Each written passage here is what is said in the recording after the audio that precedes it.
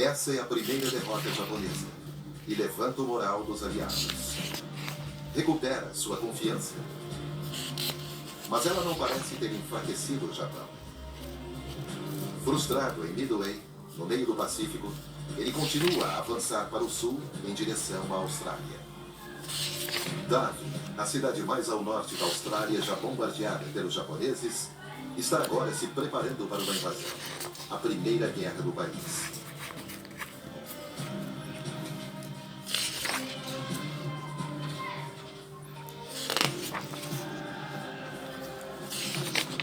Os australianos tentarão opor-se aos japoneses que continuam sua expansão, invadindo a Nova Guiné.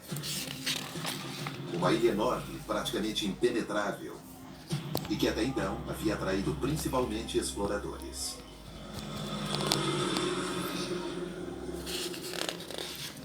Os papuas acabarão fornecendo assistência preciosa aos australianos, que irão lutar numa guerra desesperadora em Nova Guiné, contra os mosquitos, as formigas vermelhas, as sanguessugas, as cobras e os ataques dos japoneses.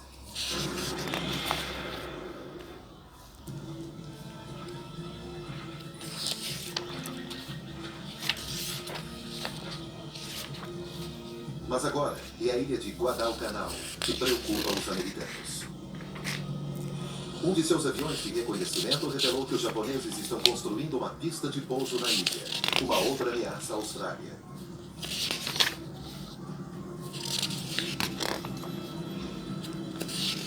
Os americanos organizam o primeiro grande desembarque da guerra.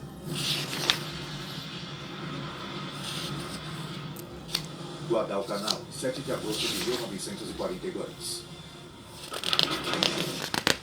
No início da praia, os fuzileiros não encontram qualquer resistência e se emprenham na selva.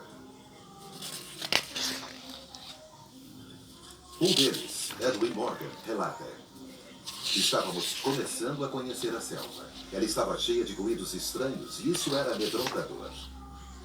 Eu estava com medo, mas dizíamos a nós mesmos: não há razão para os japoneses serem melhores do que nós. Todos eles vivem nas cidades. Não há florestas no Japão.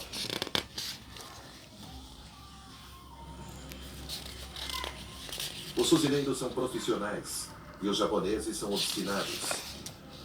Os japoneses são tão confiantes em sua superioridade que eles atacam com suas baionetas, assim como na Primeira Guerra Mundial, em Verdun, contra o fogo das metralhadoras.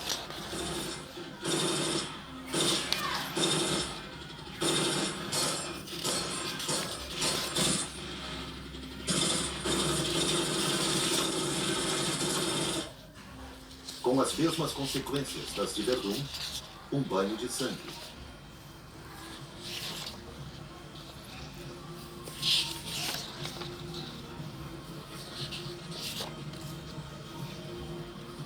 Soldados japoneses são mortos na Batalha do Rio Tenaru.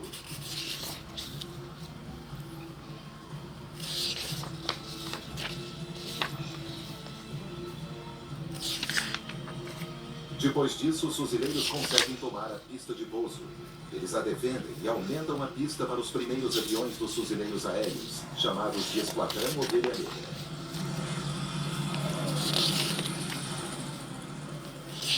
Essa pista de pouso se torna o alvo de incessante bombardeio pelos japoneses. À noite, seus cruzadores sobem e descem a costa e bombardeiam as bases com uma regularidade tal que os fuzileiros os chamam de Expresso de Tóquio. Uma batalha naval é travada para evitar que reforços sejam desembarcados. Um regimento de elite japonês consegue passar. Esses fuzileiros japoneses são guerreiros formidáveis, mas foram para a guerra sem qualquer defesa contra doenças tropicais. A malária irá matar muitos deles. Outros irão se sacrificar mantendo a tradição do Bushido.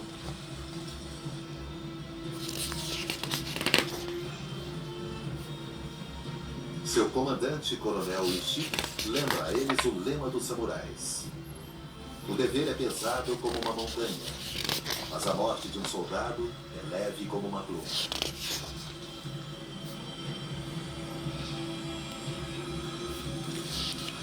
A batalha de Guadalcanal está apenas começando. A luta irá durar 6 meses. Uma guerra de atrito. Os fuzileiros dos Estados Unidos sentem-se como que encurralados no que chamam de Inverno Verde.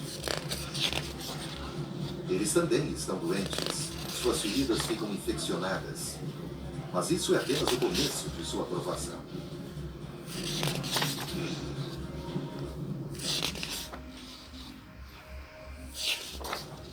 Rostov. Naquele momento, o Exército Vermelho está passando por sua própria aprovação. Os russos a chamam de o Verão Negro de 1942.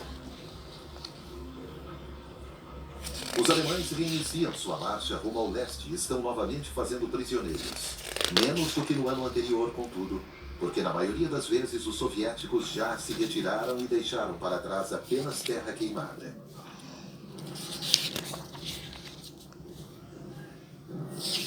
Hitler acha que eles estão fugindo, mas na verdade é uma ordem de Stalin.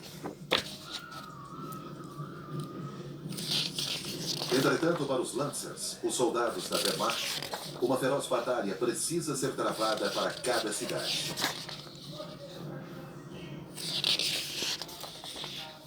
O Major Rock, do 18º Regimento de Infantaria, escreve: os novos recrutas não estão acostumados a esse tipo de luta. Eles ficam logo deprimidos, enlouquecidos e são abatidos. Em 8 de agosto, perdemos 35 jovens assim, além dos 50 que foram mortos na 6ª Companhia.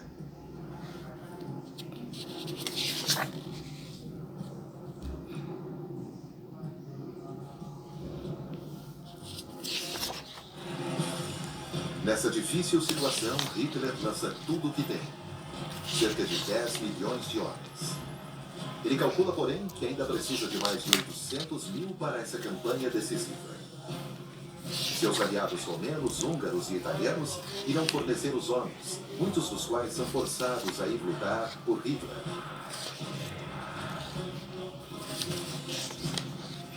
Dos italianos, forçados à guerra pela megalomania de Mussolini, 300 mil seriam mortos.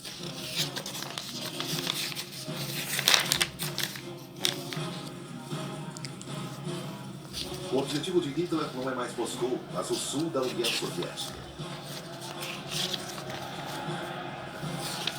Ele está planejando um imenso movimento de tenaz que irá cercar os campos de petróleo no Cáucaso, e com Rommel avançando pelo Egito, aqueles campos do Oriente Médio. Seu outro objetivo é Stalingrado, a cidade de Stalin, e suas fábricas. Hitler lança as duas ofensivas ao mesmo tempo, o que assusta seus comandantes militares. Como havia feito em Moscou no ano anterior, Hitler divide suas forças. Uma parte da Wehrmacht penetra nas profundezas das estepes. O general von Kleist diz: à minha frente, nenhum inimigo. Atrás de mim, nenhuma reserva.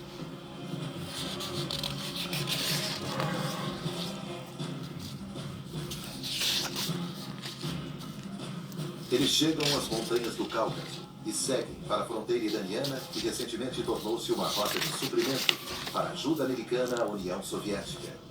Eles não chegarão lá. Enquanto isso, o restante das forças alemãs, o 6º Exército, comandado pelo general Paulus, está marchando em direção a Stalingrado.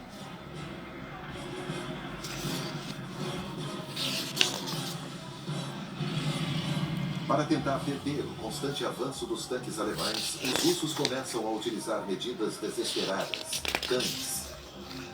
Até agora, as peles desses animais eram usadas para fazer botas. Os russos apressadamente utilizaram um método baseado no trabalho do famoso cientista Pavlov e seus reflexos condicionados. Os cães são mantidos famintos e treinados para procurar alimentos sob um veículo com esteira. Explosivos acionados a controle remoto são presos a eles e soltos no último minuto quando um tanque alemão se aproxima.